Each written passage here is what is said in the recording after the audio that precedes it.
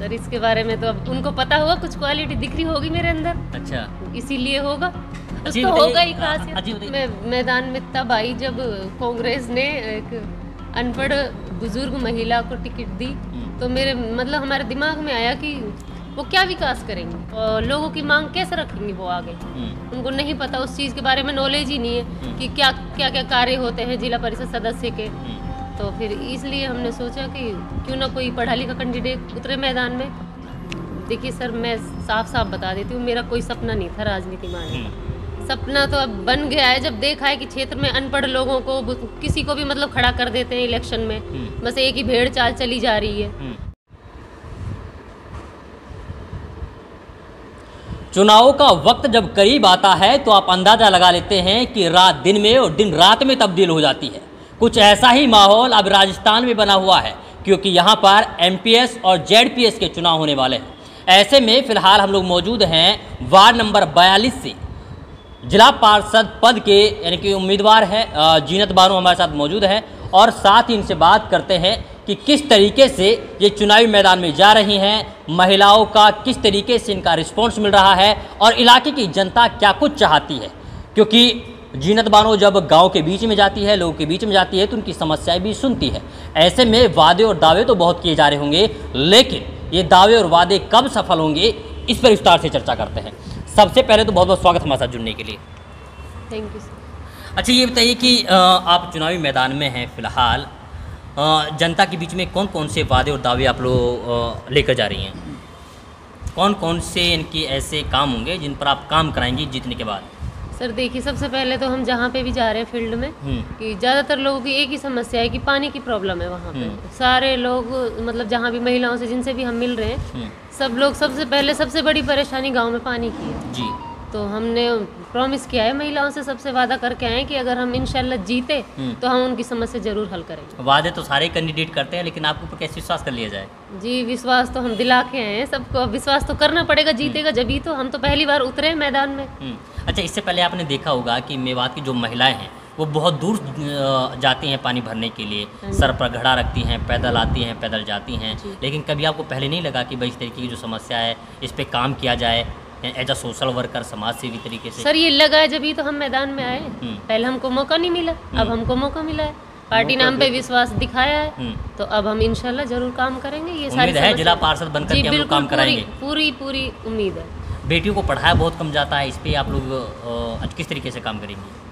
Sir हाँ, ये बिल्कुल है हमारे समाज में समस्या कि हमारे मेवात में बच्चियों को कम पढ़ाया जा सकता है। मैंने देखा भी है कि हम फील्ड में गए हैं, वहाँ पे काफ़ी सारी बच्चियों को उन्होंने 8th पास करके 10वीं पास करके घर पे रोक रखा है। तो ये चीज़ मेरे को खुद को बहुत बुरी लगी। मैंने बोला भी वहीं पे उनके पेरेंट्स को कि प्लीज़ बच्चियों को मत रोको, आप इनको पढ़ने दो, इनकी पढ़ाई को मत रोको। तो ये पढ़ेंगी जब ही तो आगे बढ़ेंगी, तभी तो इनका कुछ वो होगा। तो अगर हम जीतेंगे तब भी कुछ करेंगे, और फिर वो तो देखा जाएगा आगे। एक बार हम जीतेंगे तब भी करेंगे, तब भी करेंगे। ये कहिएगा। हाँ, अच्छा, ये बताइए कि मेवात की फ़िलहाल सबसे ज़्यादा चर्चित महिलाएं हैं आप।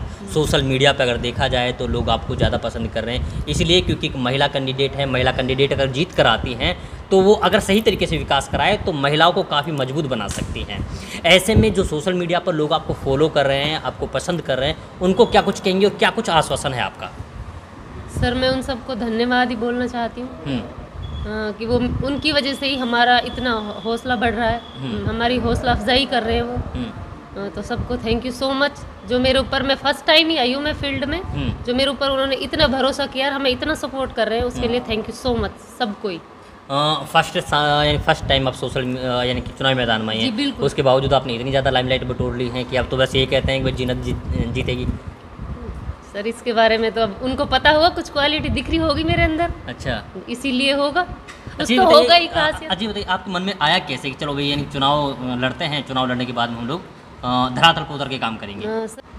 सर मैं मैदान में तब आई जब कांग्रेस ने एक अनपढ़ बुजुर्ग महिला को टिकट दी, तो मेरे मतलब हमारे दिमाग में आया कि वो क्या विकास करेंगी।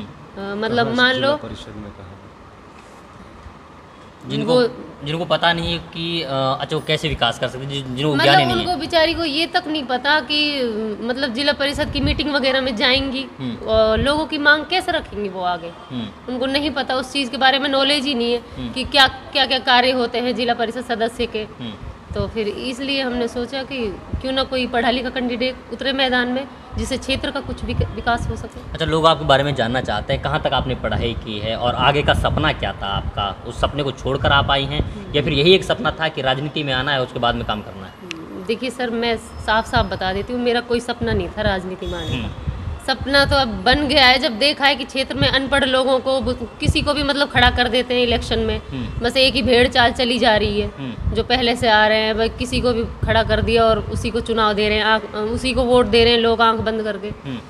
अब जब महिला सीट आई तो इसलिए आ गए, वैसे मेरा कोई सपना नहीं था राजनीति में। मैंने MA किया है, B.Ed किया।